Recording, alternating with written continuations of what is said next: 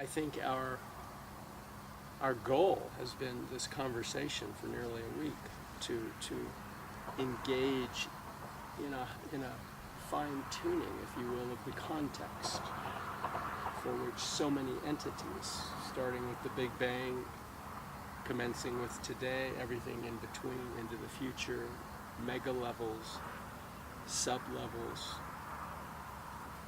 a myriad of levels gives us a higher fine-tuning of the ecological circumstances the world is in, our species is in, don't you think? Yeah, my sense is that we need to see the larger picture in order to to locate the smaller, most immediate problems that we have. We need to frame them. The larger picture is not irrelevant, it is the complex. And that's, I think, what we have been trying to do, is to look at that larger picture. The larger picture is the emergence of life in the universe and how it actually evolves on this planet. And the other planets too, surely the emergence of a species that has this level of consciousness that the humans have, surely this is significant, even cosmically significant. And now we are facing the issue whether this species can survive, whether life on this planet can continue in the way it has been evolving, not in the short term, but in the long term evolving, toward complexity, toward integration, and toward finding answers to a search for meaning. That is what I think is the big question before us. And we have been trying to discuss this in precise, concrete terms, but embedding it in the understanding that we are part of a cosmic process. And surely if human life would disappear on this planet, which is a real danger, that would be a cosmic catastrophe. See, that's interesting, and it has been at the root of our discussions, clearly. I feel that. We hear church bells here up in Montescudeo and here in Tuscany and Tuscany. We're standing above at your home, the Tuscany Valley, where at a glance you have a window on the whole world, a microcosm. The complexities, there's a freeway, there's a solar array, there's someone hammering on the house, the whole human world embedded in what we are obsessed with, and now recognize we are endangering as a species, and yet the greater context for that suggests, as you've been doing throughout your career, this greater context, which most people neither have the patience nor the energy nor the wherewithal to focus upon, and yet it enriches the meaning of our struggle to survive and to ascend as a species, I think. We've been discussing dissociation, disassociation, dialectics, and all with an eye toward enriching the context for the discussion that involves everything from our past, the best of humanity, the worst of humanity, the prospect for extinction of humanity, and what it might require for us to overcome the obstacles to survival that we've imposed on ourselves and on the whole biosphere. That is the question, and it reminds me that the greatest step towards finding a solution is to being able to ask the right question. And you can't ask the right question if you are either too close to the issues that you are examining, because then you don't see the context, or if you're too far from it. You have to be able to find the question which poses it in terms of the oneness and wholeness, but also of the locality, where it is, what are the problems. You have to see that question, because the question of the survival of the entire system in which we are a part is very much the question of our survival. And you have to see that. You have to see that the right question is always the question of the whole, because what is good for the whole is good for the part. But the converse doesn't hold true always. Yeah, What's good for the part is not necessarily good for the whole. You can what is known as sub-optimize the part. You can find a local temporary solution that destroys the integrity of the system in which it is placed. And this is what we are doing. We are trying to find solutions to the problems of aridity, of energy, lack viable habitats, of species survival, etc. All important problems. But if we don't look at them in the context of the whole relationship, of interrelationship of all those problems, then we will try to do continue doing what we have been doing, namely finding solutions to particular problems without regard to the implications for the context. Well, those problems occur. we grew up with this mantra, think globally, act locally. We've embedded ourselves within ourselves, partly ego, partly the sheer exigencies of survival. But what's curious and what we've touched upon, I think, is that we're embedded in consciousness. We don't know what it is necessarily, but we're not necessarily embedded in the conscience. And there's a huge gulf between consciousness and the conscience. And we even fail to attribute the conscience to other sentient beings. We question it. We question the relevancy even of the intelligence in plants, the intelligence in ecosystems, the words we use, the grammar and logic we apply in the conventional sciences, particularly the old world mechanistic traditions that broke down everything into dualistic natures and failed to have a holistic orientation that would give them a chance of seeing beyond these classically rigid, regulated, unliberated structures.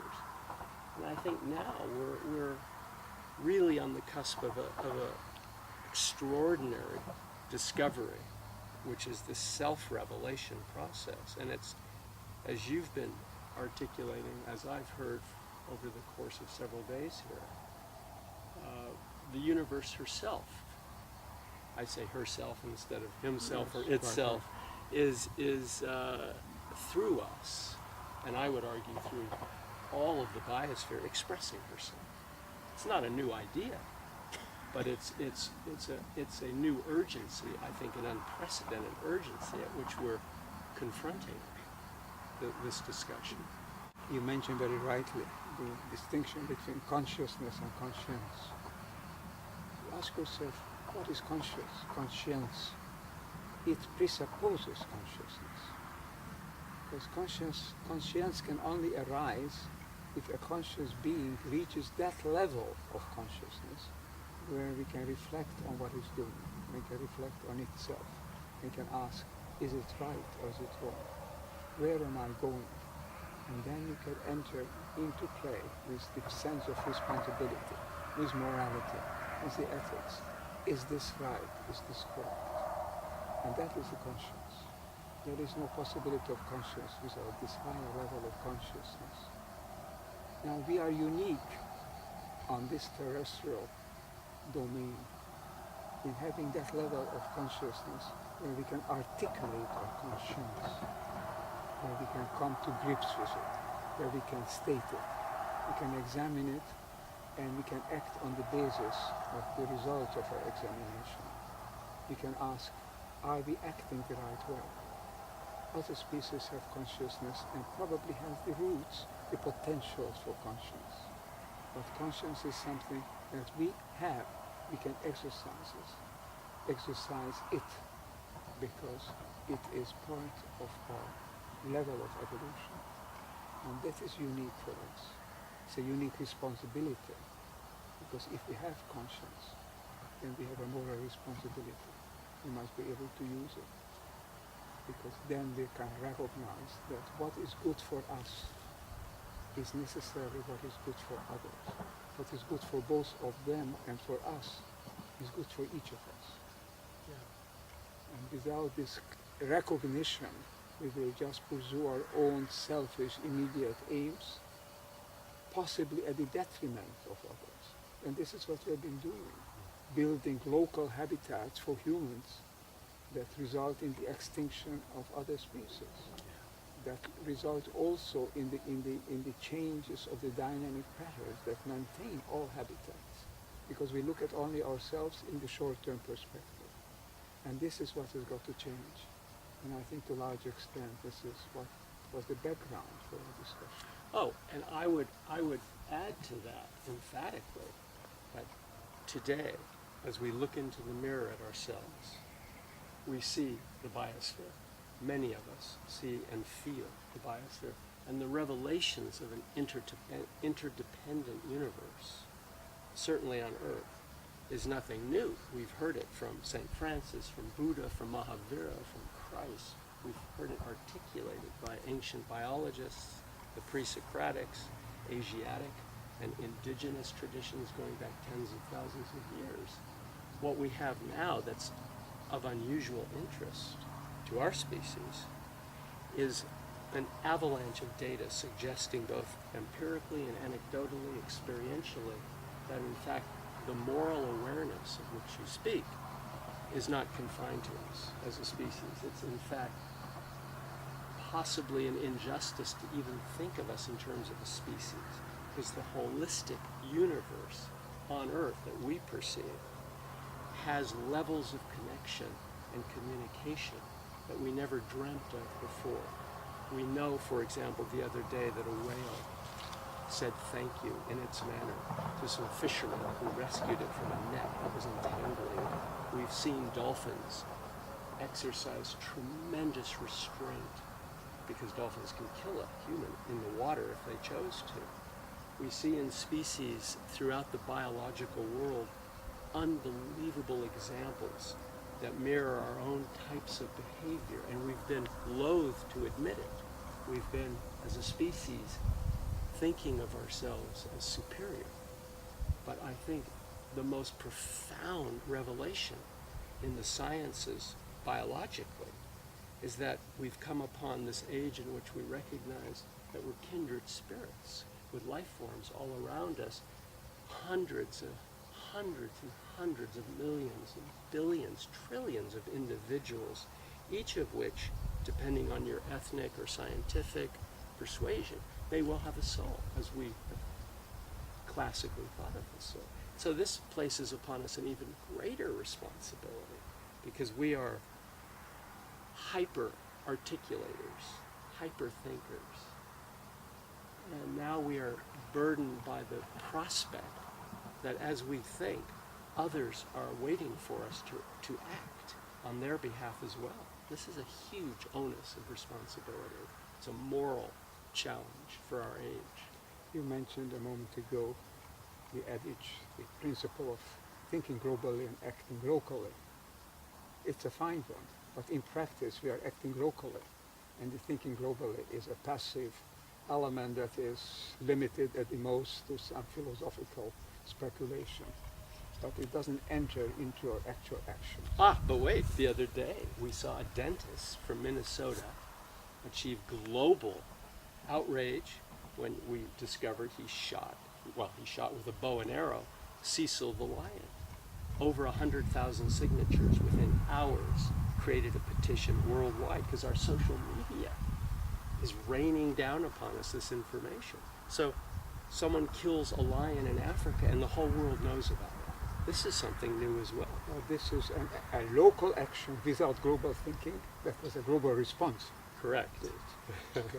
So, because the global response is there, we have to realize that our actions also have to be adjusted to our global role, to our global responsibility. We had 5 days of conversation intermittently.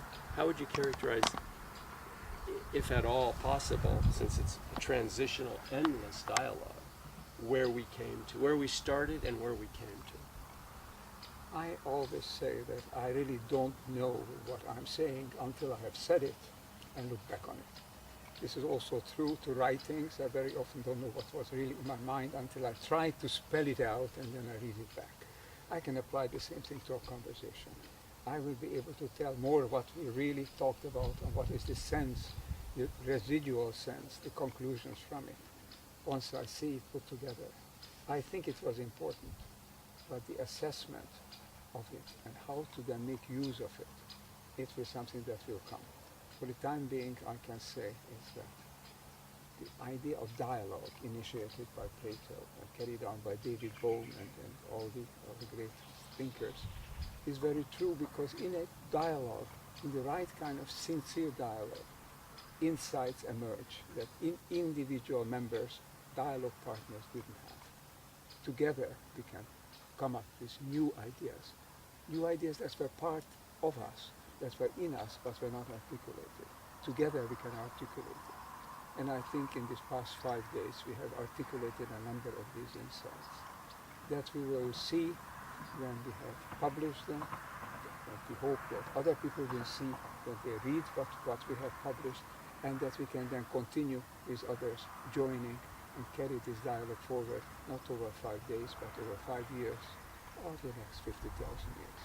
50,000 years would be lovely, but I must say I'm very grateful that we've had your beloved partner Carita, we've had our beloved colleague Nora with us recording, and we've had our extraordinary canine, Taiki, to ensure that the entire estate is protected, and to go chasing after poachers in the Chechnya Valley, and it's been a wonderful. And we have had Michael Tobias here as our dialogue partner, as the catalyst who brought all this together, and without whom this could not have taken place, would not have taken place.